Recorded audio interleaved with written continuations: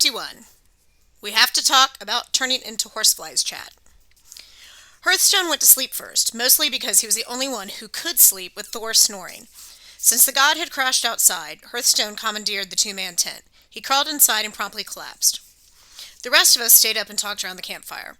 At first, I was worried we might wake Thor, but I soon realized we could have tap danced around his head, banged gongs, shouted his name, and set off large explosions, and he would have slept right through it. I wondered if that was how he had lost his hammer. The giants could have waited until he was asleep, backed up a couple of industrial cranes, and done the job easy. As night fell, I was grateful for the fire. The darkness was more complete than in the wildest places my mom and I ever camped. Wolves howled in the forest, which gave me a bad case of the shivers. Wind moaned through the canyons like a chorus of zombies. I mentioned this to Blitzen and he set me straight. "No, kid," he said. "Norse zombies are called Draugr. They move silently. You'd never hear 'em coming." "Thanks," I said. "That's a huge relief."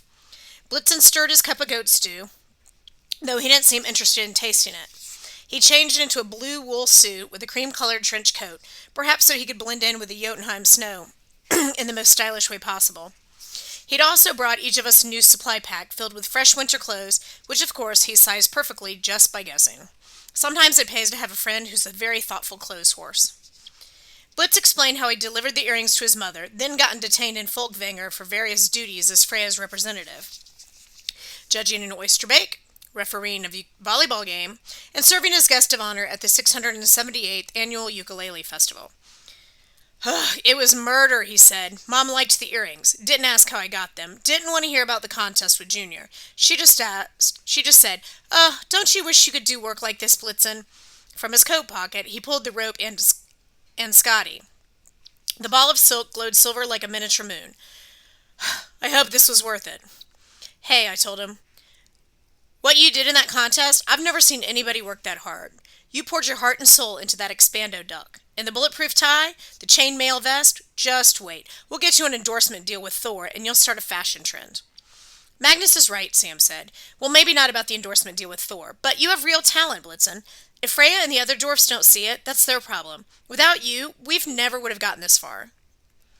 "You mean you wouldn't have gotten kicked out of the Valkyries? Magnus wouldn't have died. We wouldn't have half the gods mad at us. Fire giants and Einherjar wouldn't be about to kill us, and we wouldn't be sitting in the wilderness of Jotunheim with a snoring god?" "Exactly," Sam said. "Life is good." Blitzen snored, but I was happy to see a little spark of humor in his eyes. "Yeah, okay, I'm going to sleep. I'll need it if we're to storm a giant's castle in the morning." He crawled in the tent and muttered to Hearthstone, "Make some room, you tent hog." Then he draped his overcoat across the elf, which I thought was kind of sweet. Sam sat cross-legged in her jeans and new snow jacket, her hood pulled over her headscarf. Snow had started to fall, big fluffy flakes that dissolved and hissed in flames. "Speaking of that contest in Dwarfland," I said, "we never got to talk about the horsefly." "Hush." She glanced apprehensively at Thor. "Certain people aren't keen of my father or my father's children. Certain people are snoring like a chainsaw. Still." She studied her hand as if making sure it hadn't changed. "I promised myself I wouldn't shapeshift, and in the last week I've done it twice. The first time, well, the stag was after us on the world tree. I turned into a deer to distract it so Hearthstone could get away. I didn't think I had a choice." I nodded. "And the second time you turned into a horsefly to help Blitzen. Those are both great reasons. Besides, shapeshifting is an awesome power. Why wouldn't you want to use it?" The firelight made her irises almost as red as Surt's. "Magnus, true shapeshifting isn't like my hijab's camouflage. Shapeshifting doesn't just change your appearance. It changes you. Every time I do it. I feel more of my father's nature trying to take hold of me. He's fluid, unpredictable, untrustworthy, and I don't want to be like that." I gestured at Thor. "You could have him for a dad, a farting giant with goat grease in his beard and tattoos on his knuckles. Then everybody in Valhalla would love you." I could tell she was trying not to smile. "You were very bad. Thor is an important god." "No doubt. So is Frey, supposedly, but I've never met him. At least your dad is kind of charming. He has the sense of humor. I mean, he may be a sociopath, but..." "Wait." Sam's voice tightened. "You talk as if you've met him." I kind of walked right into that, didn't I? Yeah, truth is he's been in a few of my near-death experiences." I told Sam about my dreams, Loki's warnings, his promises, his suggestion that I take the sword to my Uncle Randolph and forget about the quest. Sam listened. I couldn't tell if she was angry, shocked, or both. "So," she said, "you didn't tell me this earlier because you didn't trust me?" "Well, maybe at first. Later, I wasn't sure what to do. Your dad is kind of unsettling. She tossed a twig into the flames and watched it burn. You can't do what my dad suggests, no matter what he promises. We have to fight Cert. We have to face Cert. We need the sword. I remembered my dream of the burning throne, the dark face floating in the smoke, the voice with the heat of a flamethrower. You and your friends will be my tinder. You will start the fire that burns the 9 worlds. I looked around for Jack, but I didn't see him. The sword had volunteered to hover on the perimeter on patrol, as he put it. He suggested I wait until the last possible minute to reclaim him, since once I did, I would pass out instantly from the strain of murdering a giantess by a nostril side. Snow continued to fall, streaming against the stones around the fire pit. I thought about our near lunch in the food court of the transportation building, how nervous Sam had acted around Amir. That seemed like thousands of years ago. When we were on Harold's boat, I recalled you said your family had a long history with all the Norse god stuff. How? You said your grandparents came from Iraq.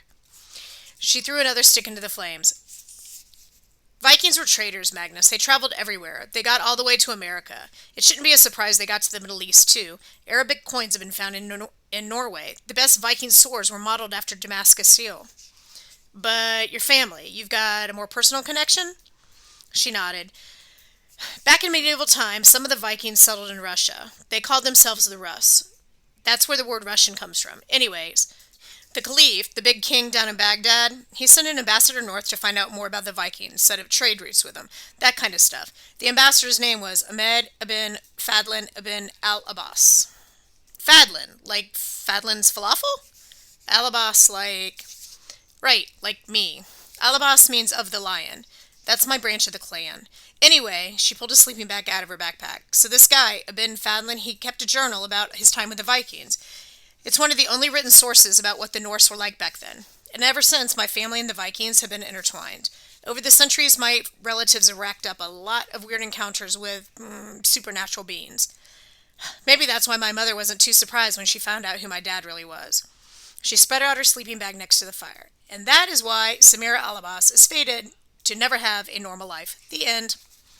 Normal life, I mused. I don't even know what that means anymore. She looked like she wanted to say something and then changed her mind. I'm going to sleep, Magnus. I had a weird vision of our ancestors, medieval Chase and medieval Alabas, sitting around a campfire in Russia 1,200 years ago, comparing notes on how the Norse gods had messed up their lives, maybe with Thor snoring on a bed of furs nearby. Sam's family might have been intertwined with the gods, but as my Valkyrie, she was also intertwined with my family. We'll figure things out, I promise. I don't know about normal, but I'll do everything I can to get you what you want. A place in the Valkyries again, your marriage with Amir, a pilot's license, whatever it takes. She stared at me as if processing the words from another language. What? I asked. Do I have goat blood on my face? No. Well, I mean, yes, you do have goat blood on your face, but that's not... I was just trying to remember the last time anyone said something nice to me. All right, well, if you want, I'll go back to insulting you tomorrow, I said. For now, get some sleep. Sweet dreams. Sam curled up by the fire. Snow settled lightly on the sleeve of her coat. Thank you, Magnus, but no dreams, please. I don't want to dream in Jotunheim.